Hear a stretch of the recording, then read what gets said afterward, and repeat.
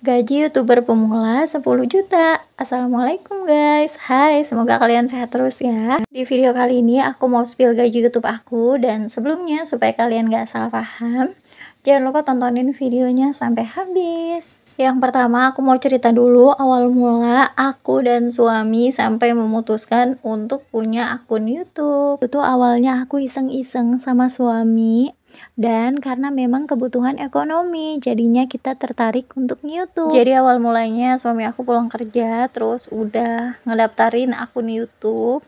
Walaupun awal-awal aku tuh nggak tahu ilmu per YouTubean, dan waktu itu aku asal ngupload aja gitu teman-teman. Jadi aku uploadnya campur, kayak upload tutorial hijab, tutorial make up, terus aku upload video keseharian, video pribadi aku, terus video anak aku, kayak gitu teman-teman.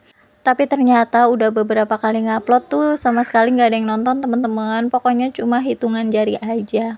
Akhirnya aku tuh nge-share video, link videonya tuh ke teman-teman aku, terus ke teman sosial media aku semuanya, yang menurut aku tuh udah lumayan banyak ya, sampai aku tuh kirim-kirim pesan untuk lihat link YouTube aku gitu teman-teman, ke saudara-saudara, pokoknya semua yang aku kenal. Tapi ternyata tetap aja cuma hitungan jari, nggak sampai 100 yang nonton.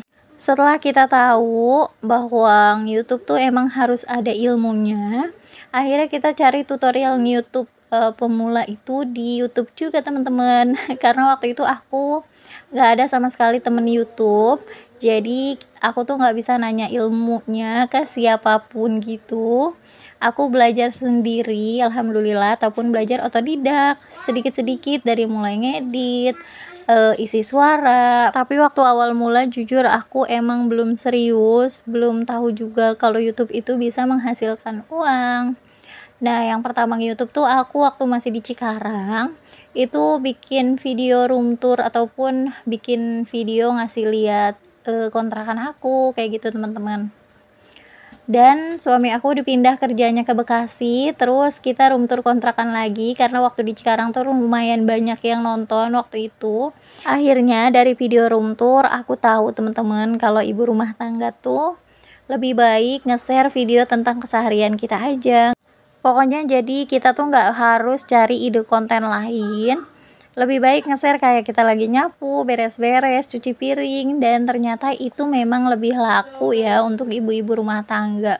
Terus aku juga awal-awal tuh ngeliat kayak video-video Mbak Irma Deka, Cut Harpy, dan lain sebagainya. Dan untuk peralatan konten, aku juga mau cerita kalau dari awal sampai sekarang aku tuh cuma pakai HP biasa, HP 1 ataupun 2 jutaan aja. Karena tanpa HP yang bagus sekalipun, tanpa yang puluhan juta pun, video kita bisa bagus dan terang. Kayak sekarang aku ini alhamdulillah walaupun HP aku biasa aja 2 jutaan, tapi ini bisa terang banget ya teman-teman. Seperti contohnya video ini.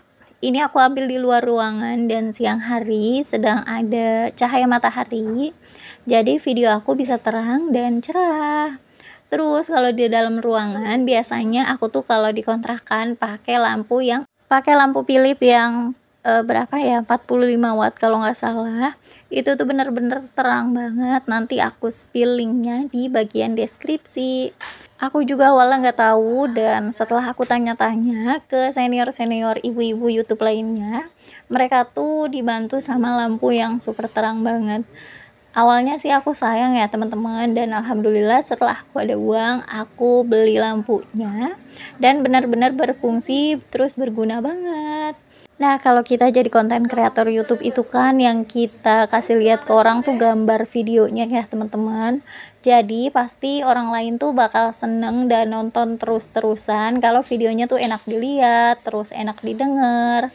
Dari awal konten sampai sekarang, aku juga pakai tripod ataupun tongkat untuk naruh HP gitu teman-teman. Fungsinya untuk kita naruh HP supaya kalau kita lagi masak ataupun lagi nyapu ataupun lagi bikin video lainnya, itu kita nggak harus megangin HP dan nggak harus ribet nyari tempat untuk HP-nya supaya nggak jatuh.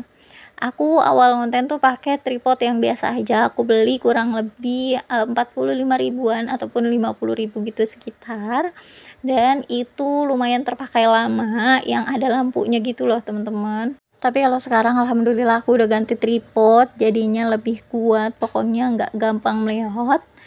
Untuk harganya lumayan banget, dan ini aku rekomendasiin banget karena gampang dibawa kemana-mana. Dan pastinya modelnya juga keren, jadi kalau misalkan kita mau bikin video di luar ruangan nggak malu gitu ya.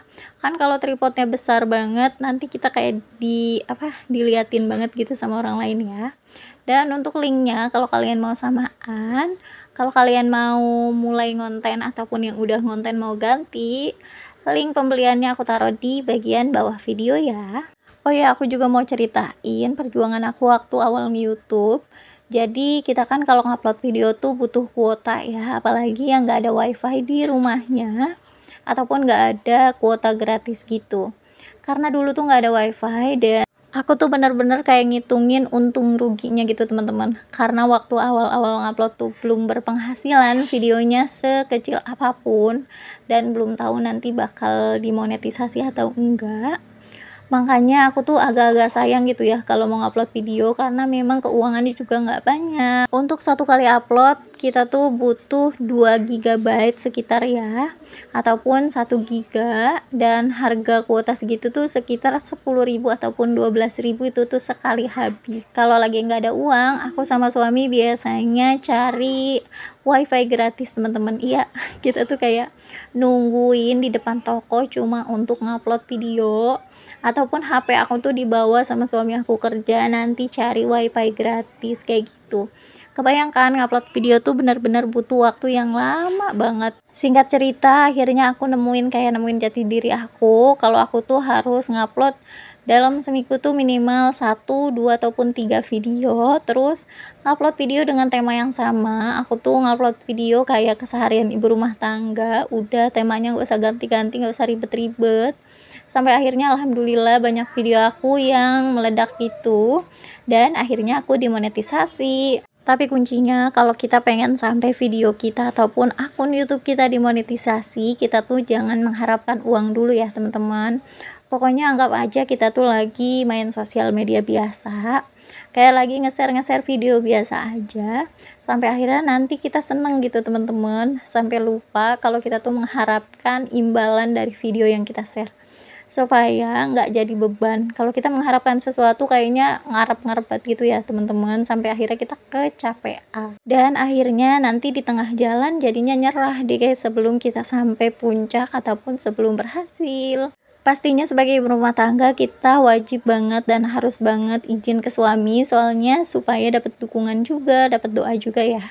Singkat cerita, setelah aku ngupload video, dari repotnya aku ngurus anak, ngurus rumah, sampai akhirnya setelah 1 tahun lebih aku dimonetisasi, nerima pinnya, dan akhirnya nerima gaji YouTube.